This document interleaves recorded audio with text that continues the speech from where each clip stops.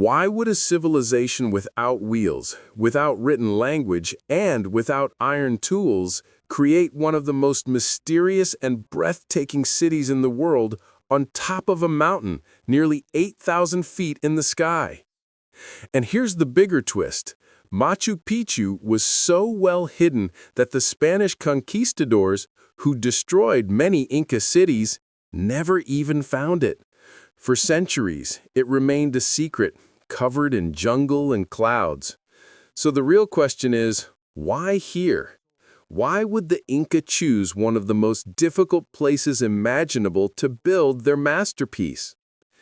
Machu Picchu, often called the lost city of the Inca, sits in the heart of the Peruvian Andes. It was built in the mid-15th century, during the reign of the powerful Inca emperor Pachacuti. Yet, despite being one of the most famous archaeological sites in the world today, its original purpose remains a subject of debate. When American explorer Hiram Bingham brought it to global attention in 1911, he thought he had discovered a lost capital. But modern archaeology shows something else. Machu Picchu was not a city for thousands. It was a carefully designed royal estate, ceremonial site, and perhaps even more.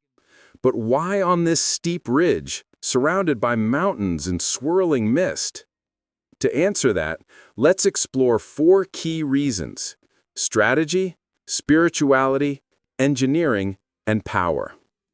The Inca were master strategists. Building Machu Picchu high in the Andes provided a natural defense system. Imagine looking down from the terraces. On 3 sides, sheer cliffs drop into the Urubamba River Valley. Attackers would have faced a nearly impossible climb.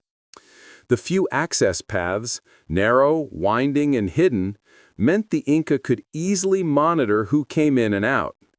In a time when rival tribes and external threats loomed, this location acted like a fortress in the sky.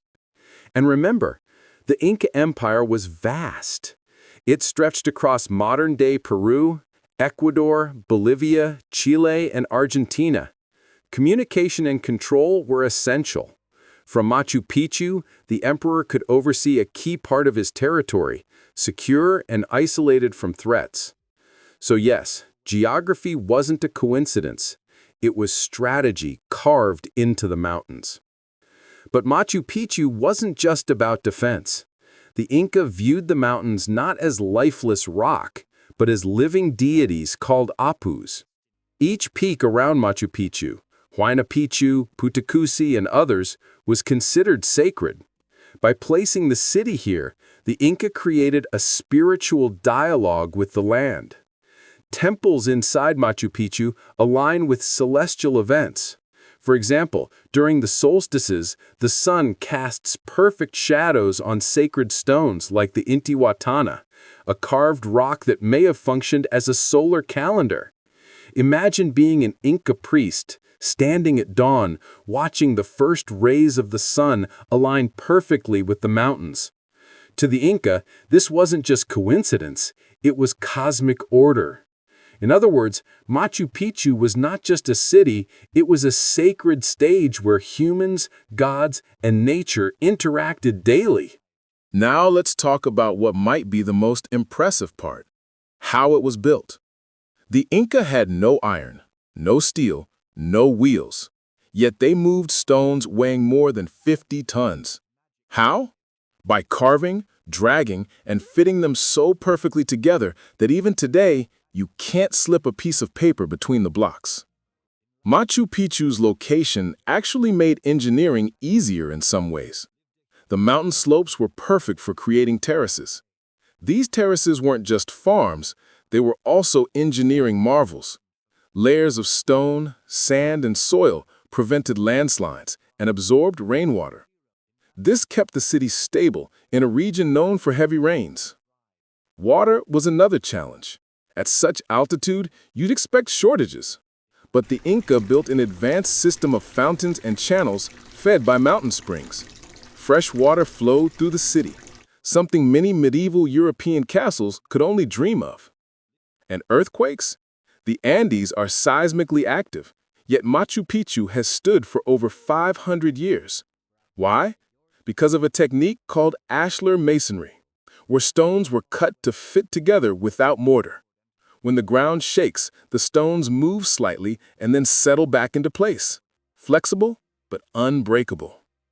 It's no wonder modern engineers still study Inca construction methods today. Finally, Machu Picchu was not for everyone. Unlike Cusco, the capital, it wasn't a bustling metropolis.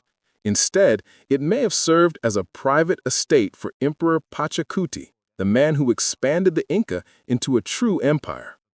Think of it as his summer palace above the clouds.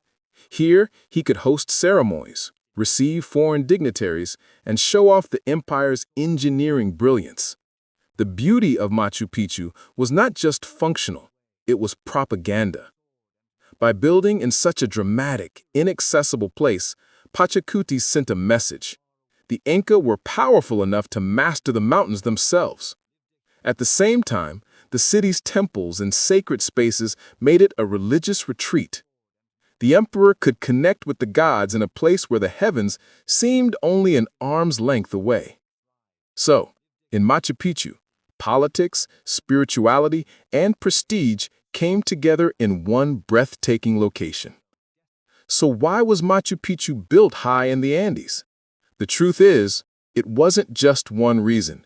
It was strategy, spirituality, engineering genius, and royal ambition, all woven together.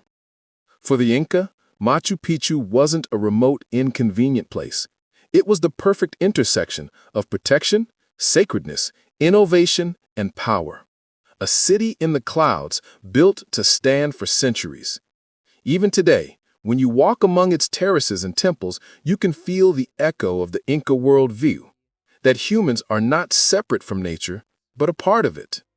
Now, here's the question I want to leave you with. If you were the Emperor Pachacuti, would you have built your legacy in a hidden, sacred mountain retreat like Machu Picchu? Or would you have chosen a more accessible, grand city for the world to see? Drop your thoughts in the comments. I can't wait to hear your perspective.